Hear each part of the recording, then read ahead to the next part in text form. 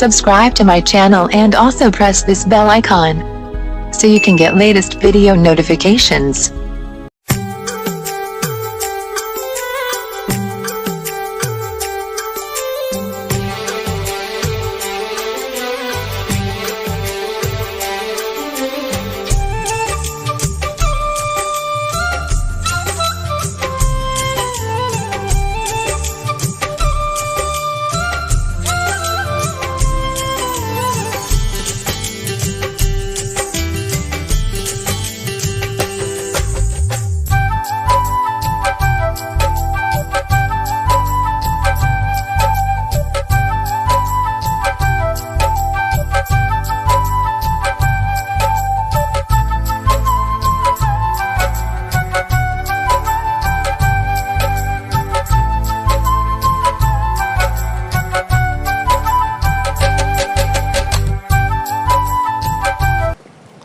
స్థానిక 46వ division Congress party అభ్యర్థిని షేక్ ఫాతిమా బేగం ఆధ్వర్యంలో ఎన్నికల పర్యటన ప్రారంభించారు.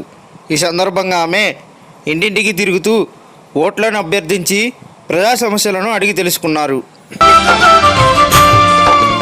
కాంగ్రెసు జెండనెత్తరన్నో ఓరన్న మాయన్న రైతన్నా, మన కష్టమింక తీరిపోవురన్నో ఓరన్న మాయన్న కూలన్నా. కాంగ్రెసు జెండనెత్తరన్నో ఓరన్న మాయన్న రైతన్నా, మన కష్టమింక తీరిపోవురన్నో ఓరన్న మాయన్న కూలన్నా.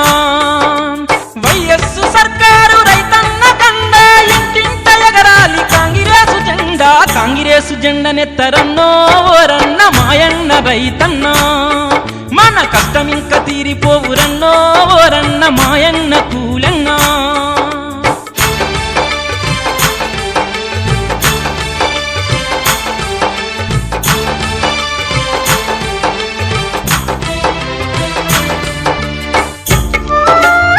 నమస్కారం.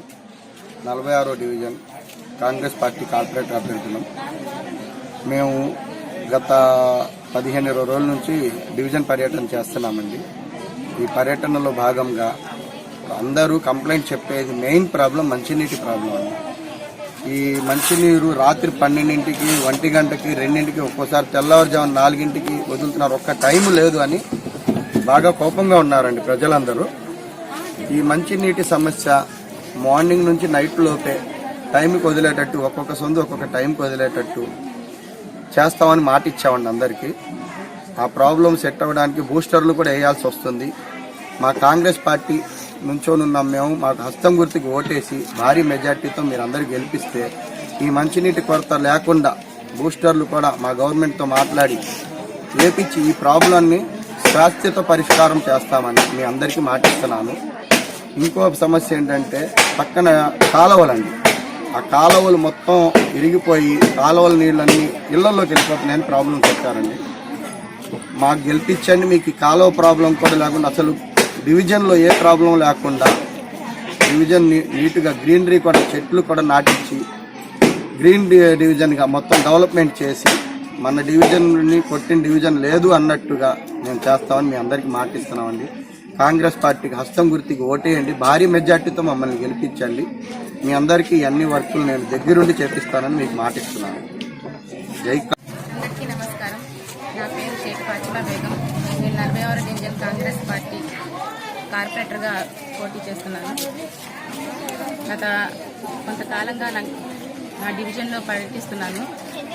వాళ్ళ సమస్య మంచినీరు సరిగ్గా రావట్లేదని, కాలువలు బాగాలేవని, కాలువలు తీయట్లేదని, ఇంకా ఒంటరి మహిళ పింఛన్ రావట్లేదని, స్థలాలు అందరికీ అందుబాటులో లేవని, మేము గెలిచినాక అందరి సమస్యలు తీర్చడానికి ప్రయత్నిస్తాం. రేపు మార్చి 10వ తారీఖున జరిగే ఎన్నికల్లో హస్తం గుర్తుకు ఓటేసి గెలిపించిన ప్రార్థన.